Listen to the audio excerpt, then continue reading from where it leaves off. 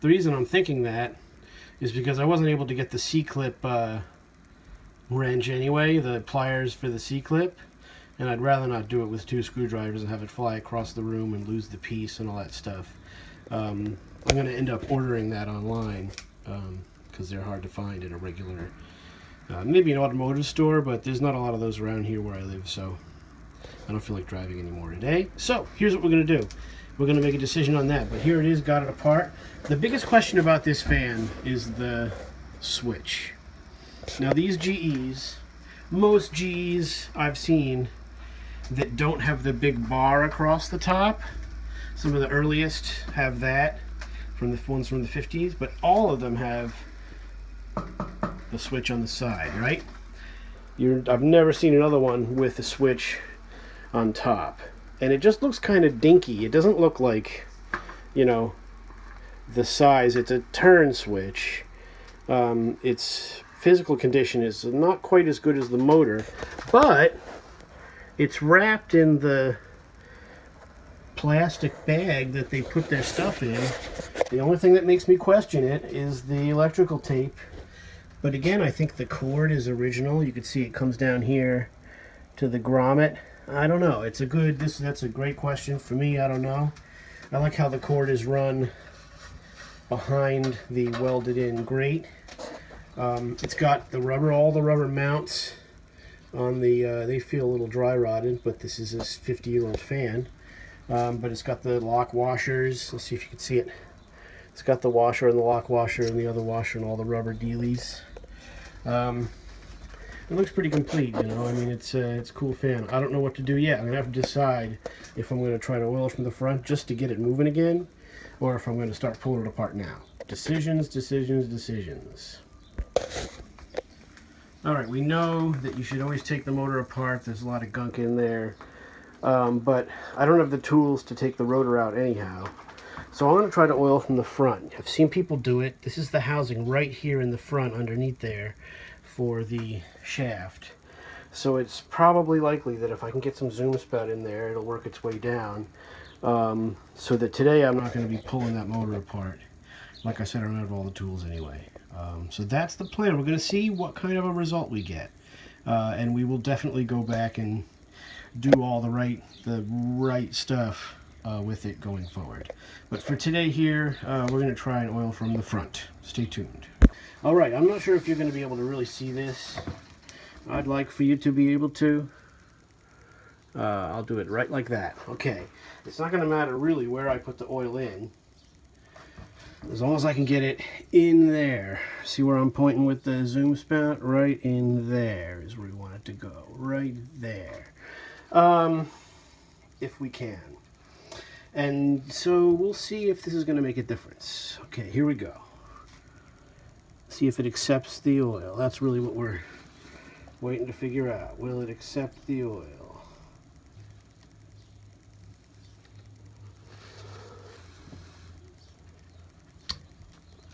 Oil's definitely going in there.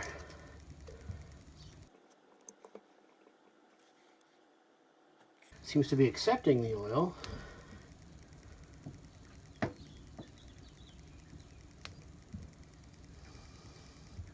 No change in resistance.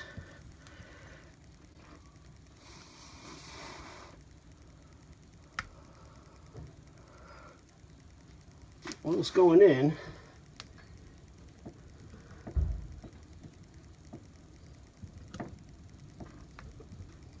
But no change really. Not sure what that means, other than, you know, you got to go and do it the right way. They did say leave it sit upside down. Maybe it'll work its way down. So we're going to leave it for a second, see if anything happens. Again, this isn't the way you're supposed to do it, so I'm not 100% confident that this is going to make any difference. I don't think this is working. It's only been a minute or two, but the videos I've seen where oiling in the front made a difference, it happened very quickly. This is not moving at all, so I don't think that's really the answer. All right, we'll have to see what's next. Hopefully there's hope for this motor yet. We'll see. All right, so there are moments where it feels a little bit freer. What I've been doing is I've been going around to each area and sort of adding oil around, all the way around here, here. It's taken a lot of oil.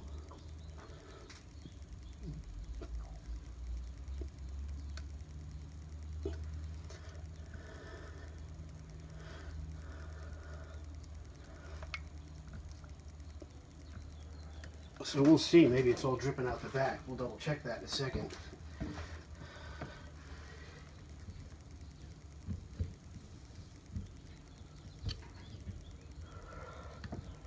Pulling up and pressing down, you know, pulling up, getting it, trying to allow it to move around the bearing.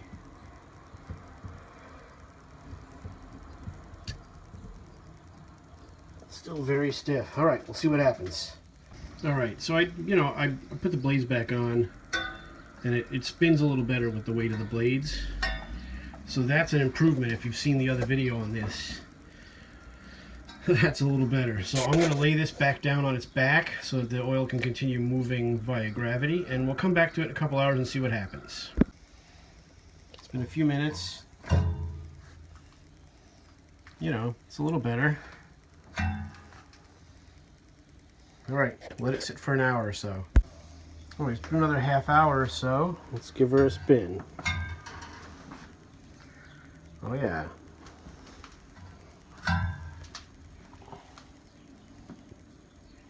It's not looking so bad. All right.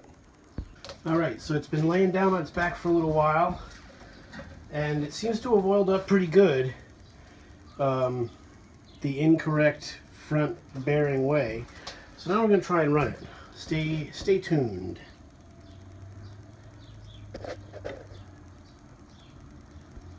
One turn is low, 2 turns is high, and then off.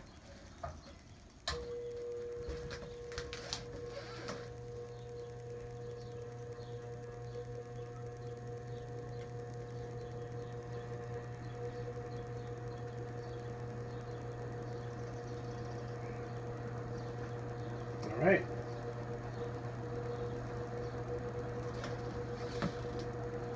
Doesn't seem to shake that much. So that seems to be low. I like that. I'm going to run her up to high.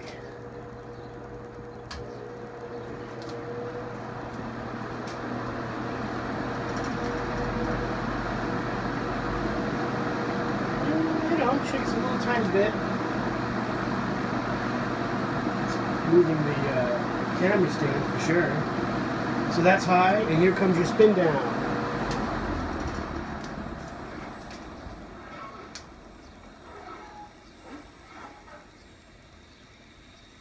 Sorry for the background noise. All right, I'm pretty happy with that. Just makes me feel better after having bought the thing to see it actually run. Obviously, the plan will be to go through the motor properly and clean out any old oil, clean the felt, try and empty any gunk out of the felt before re-impregnating the felt. You kind of want to soak the felt for a while. But look at that spin down. You saw how it was before. So I'm pretty happy with that. It's still spinning. So that's pretty nice. We're going to be happy with that for now. It makes me feel a lot better that it actually runs. So that's pretty encouraging. Thanks a lot for watching. Comment, subscribe, and thanks to everybody that's been giving me tips and commenting on my videos. I do appreciate it, and there you go. Thanks a lot. So that was a lot easier than I thought. I doubt the next one will be so easy. Still spinning. How do you like that? So that's fairly encouraging. I like that, and it's a nice fan. What's great about this is it's not very light. It's not very heavy. It's pretty light. So I kind of like that as well. So thanks again for watching this video, and thanks for your help if you've commented. And there you go. It's a F11W16 GE portable, early 60s, 62, 63, who knows. Thanks again for watching. Have a good night.